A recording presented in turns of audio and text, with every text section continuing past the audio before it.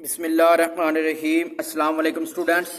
आज हम करेंगे topic number 16.6 potential divider circuit. अब पोटेंशियल डिवाइडर सर्किट क्या होता है कि अब पोटेंशियल और voltage divider is a circuit that divides a voltage into smaller parts using resistor. तो क्या करता है पोटेंशियल डिवाइडर है कि वोल्टेज को क्या कर देता है, डिवाइड कर देता है सर्किट के अंदर। That divides the voltage into smaller parts using resistor। तो क्या होता है कि उसको छोटे छोटे हिस्सों में डिवाइड कर देता है। वोल्टेज के क्या होता है, वोल्टेज के जो छोटे छोटे रेजिस्टेंस के हिस्से होते हैं जिनके साथ रेजिस्टेंस होती है उनको क्या कर देता है, छोटे छोटे हिस्सों में डिवाइड कर देता है। आगे आपके पास आ जाएगा, देखे ना कि यहाँ पर आपके पास बैटरी के साथ वोल्टेज दी गई है, करंट दिया गया है, एक पॉजिटिव टर्मिनल है और एक नेगेटिव टर्मिनल है, और यहाँ पर आपके पास इसमें से करंट फ्लो कर रहा है और यहाँ पर क्या आ रही है, रेजिस्टेंस आ रही है। अब ये यहाँ से लेकर यहाँ तक जो रेजिस्टेंस है ना, इसको छोटे छोटे हिस्सों में डिवाइड कर दिया है, छोटे छोटे पार्ट में डिवाइड कर दिया है। पहले इधर से लेकर इधर तक इसको R1 कह दिया, यहाँ से लेकर यहाँ तक इसको R2 कह दिया, ठीक है। तो इसके अंदर वोल्टेज भी क्या होगा, इतने हिस्से का वोल्टेज V1 होगा और इतने हिस्से का वोल्टेज V2 होगा। क्या किया है कि रेजिस्टेंस पोटेंशियल डिवाइडर का मकसद क्या है कि वो सर्किट के अंदर लगाने से वो क्या होता है, रेजिस्टेंस को डिवाइड कर देता होता है। रेजिस्टेंस को डिवाइड करने से आपको कुछ हद तक आपको वोल्टेज क्या है कि सही तरीके से मिल जाता है कि किसी हिस्से पे वो रेजिस्टेंस कम होती है, किसी हिस्से पे रेजिस्टेंस ज्यादा होती है। तो ये डिवाइड करने से आपको ये फायदा होता है कि इसका आपको करंट इसमें से बेहतर तरीके से मिल सकता होता है। इट कंसिस्ट ऑफ 2 और more resistance connected in a series across a voltage source. इसमें क्या कहा गया है कि ये 2 या 2 से ज्यादा रेजिस्टर पे डिपेंड करता है जो कि कनेक्ट किए जाते हैं सीरीज के अंदर वोल्टेज सोर्स में। ये वोल्टेज सोर्स है, इसमें सीरीज के अंदर उन्होंने लगाए हुए हैं। The voltage across each resistor is proportional to its resistance relative to the total resistance of the circuit. तो क्या होता है कि इसमें जो वोल्टेज वगैरह है वो हर एक रेजिस्टर के प्रोपोर्शनल के रिलेटिव टू प्रोपोर्शनल आ रहा है रेजिस्टेंस के जो टोटल रेजिस्टेंस आपको दी गई है। तो इसमें आपने ये एक डेफिनेशन करनी है, अगर आप इसके एक्सप्लेनेशन आगे ये करना चाहते तो कर सकते हैं। इसके बाद आगे आपका आ जाएगा, यहां से आपने करना है कंसीडर 2 रेजिस्टर्स। आपने क्या करना है, कंसीडर कर लेना है कि आपके पास 2 रेजिस्टर्स आ रहे हैं जो अभी बताया हुआ है। एक को आपने R1 कहना और एक को R2 कह देना। Connected in a series, series में क्या किए हुए हैं, कनेक्ट किए हुए हैं। The voltage across each resistor is given by. अब हर एक का रेजिस्टेंस का वोल्टेज क्या है को आपको दिया गया है कि V1 और V2 दिया हुआ ना, कि यहाँ पर देखे ना कि इसमें आपको ये बताया हुआ है R1 है रेजिस्टेंस और इसका वोल्टेज भी क्या होगा V1, R2 है तो इसका रेजिस्टेंस भी क्या होगा, R2 का रेजिस्टेंस क्या दिया हुआ है तो इसका वोल्टेज भी क्या होगा V2। टोटल रेजिस्टेंस आपकी ये वाली आ रही है। तो इस हिसाब से आपको ब्रेक करके बताया हुआ है कि जहां R1 है वहां पर V1 है और जहां पर R2 है वहां पर V2 है। तो अब हमारे पास फिर ये क्या हो जाएगा, R1 ओवर R2, ये आपका R1 ओवर R2 आ रहा है। तो ये फिर किसके इक्वल होगा, R1 ओवर V1 हो जाना। R1 इक्वल है V1 के।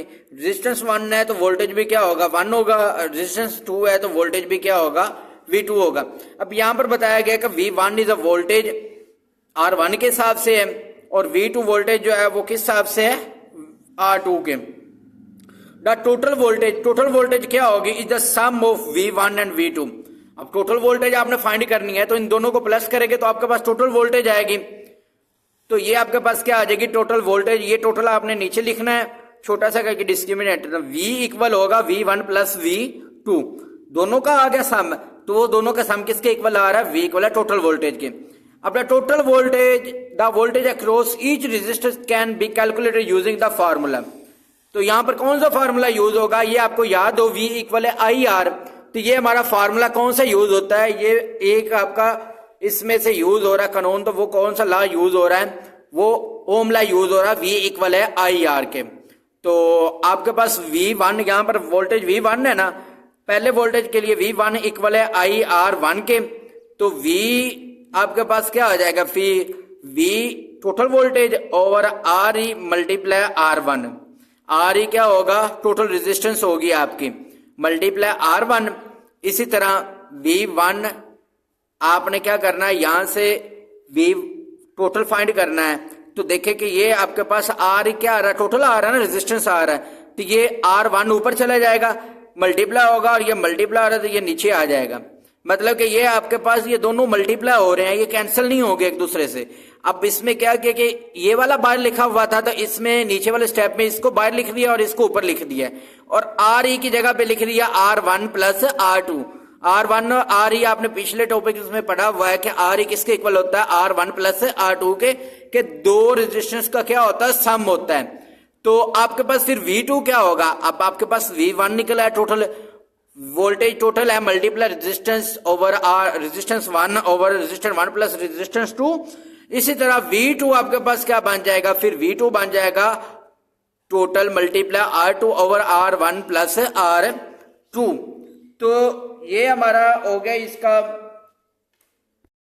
तो ये हमारा हो गया ये टॉपिक। लेकिन इसमें अब ये वाला स्टेप आपको दोबारा समझा देता हूं कि ये हमारे पास आ रहा है ना V, तो यहां पर V टोटल है, V टोटल इक्वल हो जाएगा, मल्टीप्लाई हो जाएगा, ये R1 इधर साइड पे आ रहा है ना, ये भी तो मल्टीप्लाई हो रहा है ना, कैंसिल तो नहीं ना होगा इससे, तो ये ऊपर R1 आ जाएगा, और नीचे आर ई की जगह पे क्या आ जाएगा, R1 plus R2, R1 plus R2। तो इसी तरह ही आपका ये फर्स्ट का वोल्टेज आ गया। इसी तरह फिर सेकंड का क्या होगा, सेकंड वोल्टेज V2 क्या हो जाएगा, V total multiply R2 over, अब ऊपर R1 आया ना, तो यहां पर क्या आ जाएगा, V टोटल मल्टीप्लाई R1 यहां पर लिखा तो यहां पर R2 आ जाएगा, क्योंकि R2 के लिए फाइंड कर रहे हैं ना, पहले आपने R1 के लिए फाइंड किया। R2 आपके पास क्या हो जाएगा, R1 प्लस R2। तो ये हमारा क्या हो गया, आपका सेकंड वोल्टेज फाइंड हो गया। तो ये हमारा टॉपिक था 16.6। अब नेक्स्ट लेक्चर में हम इसका अगला टॉपिक करेंगे 16.7 रेजिस्टेंस कलर कोड। तब तक के लिए अल्लाह हाफिज।